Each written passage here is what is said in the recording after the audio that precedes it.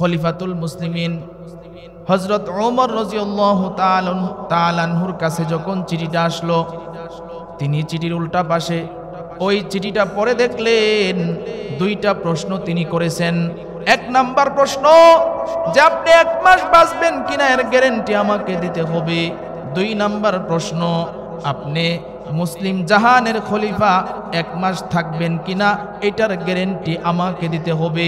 কারণ এমনও তো হইতে পারে আপনাকে মুসলিম জাহানের খলিফা পাল্টায়া অন্য আরেকজন রে খলিফার জায়গায় বসাইতে পারে। কথা ঠিক কিনা বলেন?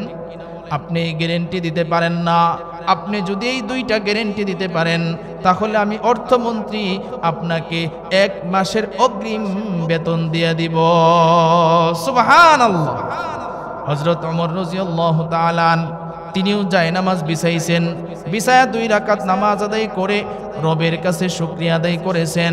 ডাক দিয়া কয়, আল্লাহ তোমার কাছে শুকরিয়া আদায় করি, আমার দেশের এমন একজন সততাবান অর্থমন্ত্রী যে নাকি আমি বাদশা চিঠি লিখছি এরপরেও সে সততার সাথে আমাকে প্রশ্ন করেছে, 1 মাসের অগ্রিম বেতন আমাকে দেয় নাই। ওগো আল্লাহ, আমি দুনিয়া থেকে বিদায় হইলেও আমার অন্তরে কোনো কষ্ট থাকবে না, কারণ আমার দেশের অর্থমন্ত্রী হইল সততাবান। আল্লাহু আকবার। ওয়া আলাইকুমুস সালাম ওয়া রাহমাতুল্লাহি ওয়া বারাকাতুহু। ও খলিফাতুল মুসলিমিন, আপনি অর্ধ জাহানের বাদশা, আপনি যদি বেয়াদবি না মনে করেন তাহলে আমি আপনার কাছে 2টা প্রশ্ন রাখতে চাই। একটা প্রশ্ন হচ্ছে, আপনি যে অগ্রিম 1 মাসের বেতন নেবেন, আপনি 1 মাস বাঁচবেন কিনা এই গ্যারান্টি আমাকে দিতে হবে। সুবহানাল্লাহ কইতেন না? 1 নাম্বার শর্ত। 2 নাম্বার শর্ত হচ্ছে, আপনি যে 1 মাসের অগ্রিম বেতন নেবেন, আপনি যে মুসলিম জাহানের খলিফা থাকবেন 1 মাস, এটার কি গ্যারান্টি আছে এটা আমাকে বলতে হবে।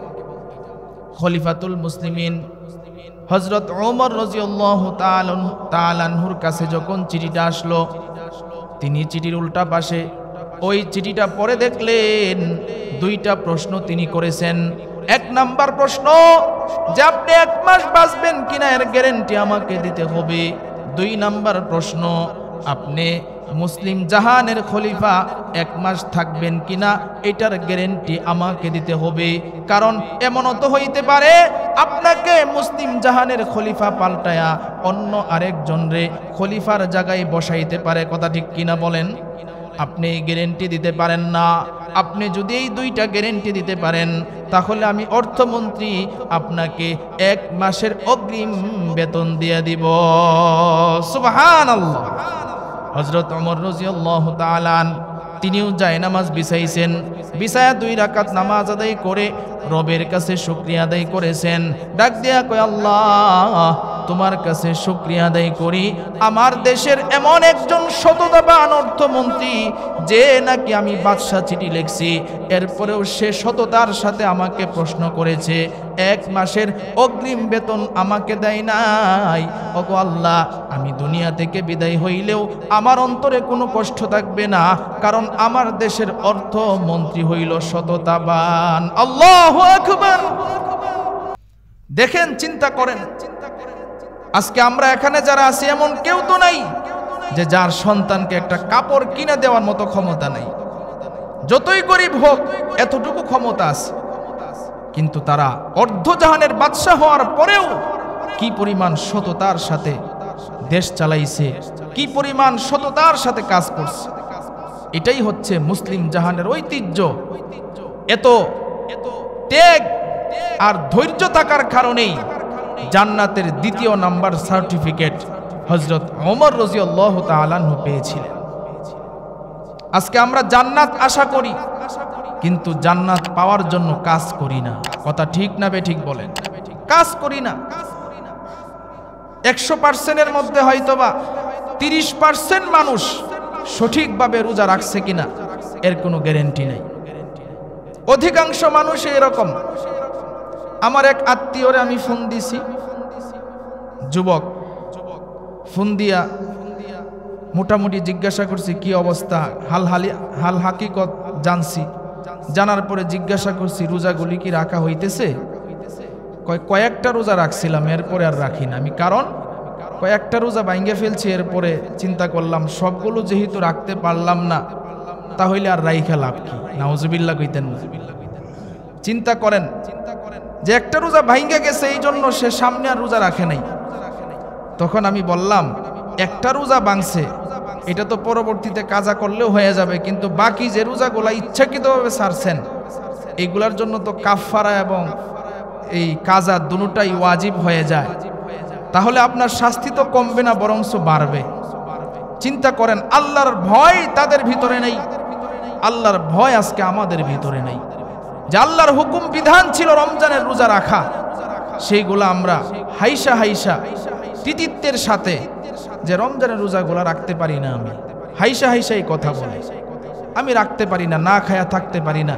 ঠিক আছে, এমন দুনিয়ার মধ্যে যেমন হাইসা হাইসা বলতেছেন আমি রোজা রাখতে পারি না, না খায়া থাকতে পারি না, এরকম জাহান্নামের আগুনেও ফেরেশতারা হাইসা হাইসা আপনার মুগুর দিয়া ফিটাইব। কথা ঠিক কিনা বলেন?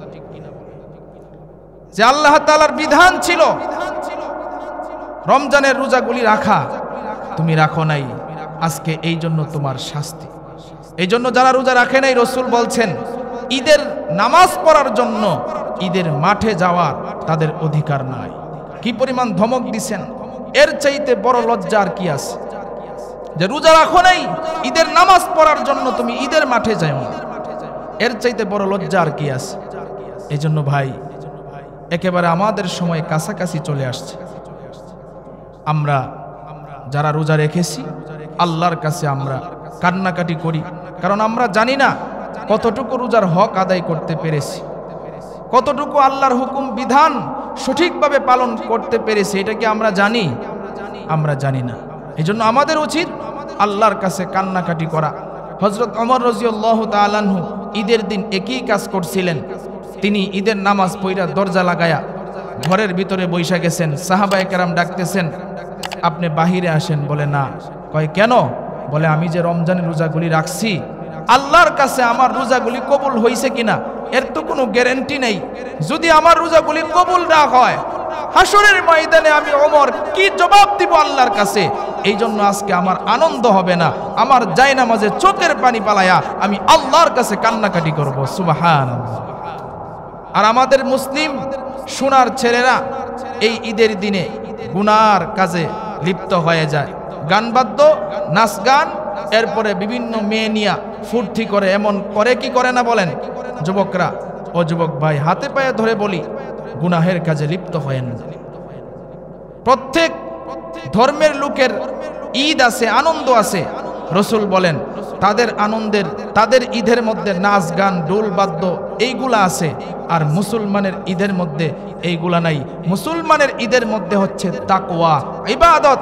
মুসলমানের ঈদ এমন একটা ঈদ যেই ঈদের মধ্যে কোনো গুনাহ নাই। সুবহানাল্লাহ। এটা মুসলমানের ঈদ, আমাদের জন্য গর্ব এটা। কিন্তু আফসোস, আজকে মুসলমানের সন্তানেরা ইহুদি খ্রিস্টানের কালচার আজকে মুসলমানের ভিতরে ঢুকায়া ফেলছে। সারা রমজান মাস কত সুন্দর মাস গেছে। এই যে গত রাত্রে শয়তান ছাড়া পাইছে, শয়তান ধোঁকা দেওয়া শুরু করছে। দেখবেন একটু পরেই গান বাদ্য শুরু হয়ে যাবে। এরপরে ট্রাকের মধ্যে ডেক সেট লাগায়া গান বাদ্য শুরু করবে। আরে তোমার তো লজ্জা থাকা উচিত। তুমি মুসলমানের সন্তান, কিভাবে তুমি এক মাস রমজান মাস যাওয়ার পরে, এক মাস রোজা যাওয়ার পরে কিভাবে তুমি ডেক সেট বাজাও, গান বাজাও? আল্লাহর কাছে তো কান্নাকাটি করার দরকার। কথা ঠিক কিনা বলেন? মুহতারাম হাজিরিন, এই জন্য সকলকে আল্লাহ তাআলা কথাগুলো বুঝার তৌফিক দান করুক। সকলেই বলেন আমিন। আর বিশেষ করে আরেকটা কথা, শাওয়ালের 6টা রোজা রাসূল হাদিসের মধ্যে বলছেন, আমাদের সময় হয়ে গেছে প্রায়। রাসূল হাদিসের মধ্যে বলছেন শাওয়ালের 6টা রোজা যে রাখবে, 1 বছর নফল রোজা রাখলে যেই পরিমাণ সওয়াব হইতো, এই পরিমাণ সওয়াব আল্লাহ তাআলা আমল নামায় দান করবে। সুবহানাল্লাহ। এই জন্য শাওয়াল মাসের 6টা রোজা আমরা ইনশাল্লাহ রাখবো। একাধারে রাখা রাখবে এরকম কোনো কথা নাই। আপনি ভেঙ্গে ভেঙ্গে রাখেন, আপনি একটা রাখেন, ভাঙ্গেন, এরকম ভাবে 1 মাসের ভিতরে 6টা রোজা রাখলেই 1 বছর রোজা রাখার সব ইনশাল্লাহ পেয়ে যাবেন। আল্লাহ আমাদের সকলকে কথাগুলোর উপর আমল করা তৌফিক দান করুক। সকলেই বলেন আমিন। আলহামদুলিল্লাহ। আমরা যারা এখানে ঈদের নামাজ পড়ার জন্য উপস্থিত হয়েছি। আমাদের যেহেতু নির্ধারিত টাইম ছিল 8টায়, আমরা নির্ধারিত টাইমে ইনশাল্লাহ দাঁড়িয়ে যাব। ঈদুল ফিতরের নামাজের নিয়ত হচ্ছে আমি ঈদুল ফিতরের 2 রাকাত ওয়াজিব নামাজ অতিরিক্ত 6 তাকবীরের সহিত ইমামের পিছনে আদায় করতেছি, আল্লাহু আকবার। এভাবে আমরা ইনশাল্লাহ নিয়ত করব। আর আমি যখন তাকবীর দিব আপনারাও আমার সাথে আস্তে আস্তে আল্লাহু আকবার বলে তাকবীর দিয়ে কান পর্যন্ত হাত উঠাবেন, এরপরে ছেড়ে দিবেন। যেহেতু প্রতি বছর আমরা নামাজ পড়ি, মোটামুটি আমাদের নিয়ম জানা আছে, তো এই জন্য আমরা ইনশাল্লাহ এভাবে নামাজ আদায় করব। তো এখন আমরা কাতার সোজা করি, যেহেতু আমাদের অনেক মানুষ, এই জন্য আমরা একটু আরেকজনকে জায়গা দেওয়ার চেষ্টা করব ইনশাআল্লাহ।